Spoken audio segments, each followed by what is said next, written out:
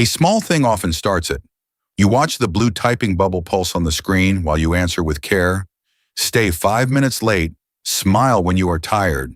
Then, almost invisibly, kindness gets read as an open door. When did warmth start sounding like permanent availability? Kindness is about the way you meet people. Access is about the way they reach you. You turn the warm mug rim in your hand and feel the difference immediately. One is a choice you make. The other is a line people assume is already theirs to cross. The confusing part is that both can look soft at first. You catch the notebook margin shadow sliding across the page and see how repeated yes becomes pattern and pattern becomes permission. How many people are responding to your heart and how many are just reading your habit? On a lock screen, stacked notifications look almost harmless. The little red badges keep returning, and that is why this gets missed. Nobody announces that the line has moved. It simply blurs because your open response came faster than anyone expected. At work, someone leans on your desk and asks for just one quick thing. You notice the paperclip shine near their sleeve, say yes, and spend 20 minutes fixing something that was never yours. By late afternoon, your own task is still open, and they are already treating the arrangement like a normal route back to relief. Expectations form faster than explanations. You see the elevator button glow and remember that people rarely study your reasons. They study your pattern. A smooth yes, repeated enough times, starts looking like a public line. Some people stay soft because they are gentle.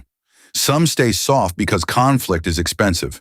You catch your badge reflecting in the office glass and remember how often kindness becomes the least dangerous way to end a moment, even when it makes the most available version of you look permanent. Late at night, a family message lands while the fork shined by the sink is still catching the kitchen light. You answer because ignoring it feels cold. Then another person adds context. Then another wants reassurance. By midnight, you are doing emotional cleanup nobody scheduled, and tomorrow they will praise you for being the easy one. Reply speed becomes character in other people's minds. You watch the little map dot slide across the phone and realize that available is not a personality trait. Still, it gets mistaken for one every day. What looks effortless to others can cost you the most. The grocery basket handle leaves a pale mark across your fingers while you answer another favor, and that is the trick. Friction hidden from view gets mistaken for zero cost. If they never see the price, why would they imagine a line? A neighbor asks for a ride once, then twice, then sends the next message as if the answer is already waiting. You lift the apartment chain latch, feel the metal settle, and notice the change. The request no longer arrives as a question. It arrives half accepted because kindness has quietly been converted into access. That is why resentment often appears before any dramatic event. You stare at the subway door sticker while the train waits between stations and wonder, when did being dependable start feeling like being on call? Access is not love, closeness, or trust. You flatten the curled edge of a receipt and see it clearly. Access is the unspoken belief that your time, attention, and calm can be reached without much cost. Once that belief settles in, every delayed reply can feel bigger than it is. And sometimes the person pushing hardest does not actually want deeper connection. In the light, the coffee lid sheen looks harmless, and that is the point. They may not want to know you more. They may just want the fastest route to comfort, convenience, or a softer landing after their own hard day. You hover over an unsent reply while the pale highlight on the draft button keeps returning. That tiny loop says a lot. You are not deciding whether to be kind. You are deciding whether kindness has to stay permanently open and permanently available.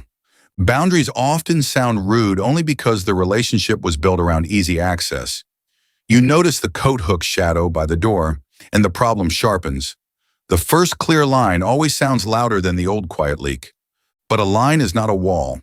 You stretch the notebook band back into place and feel the difference.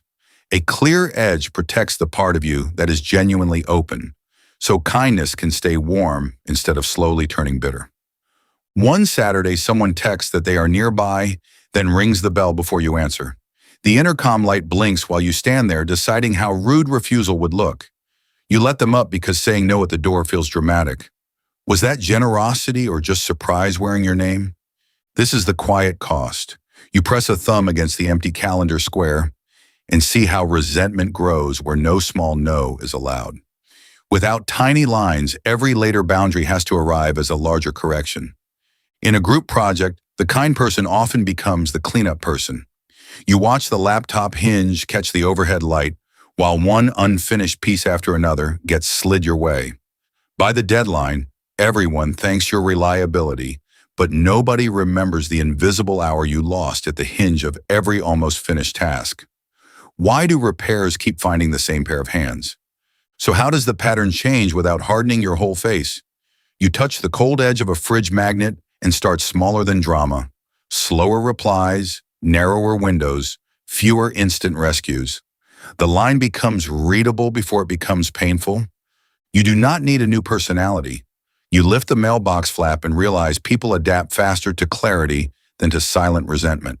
Not colder, just more readable. The surprising part is who stays. Someone healthy hears "I cannot tonight," and the room does not collapse.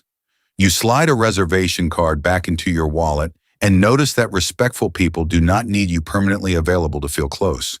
Maybe you write, "I can help tomorrow, not now." Maybe you say, "Please ask before dropping by." You wrap the charger cable into a loose coil and wait for the feared reaction. Sometimes it comes. Often, what arrives instead is smaller and calmer than expected. Thanks for letting me know. And when someone punishes the new line, that also tells you something. You feel the cool window latch turn under your fingers and see it plainly. Some people were attached less to you than to the open line they had into you. Real kindness is still possible after the door closes a little. You watch the brass lamp switch settle, and the final shift becomes clear. You can be open-hearted without being open-ended. You can stay warm without making yourself endlessly available. What changes when your kindness is still there, but the line can finally be seen?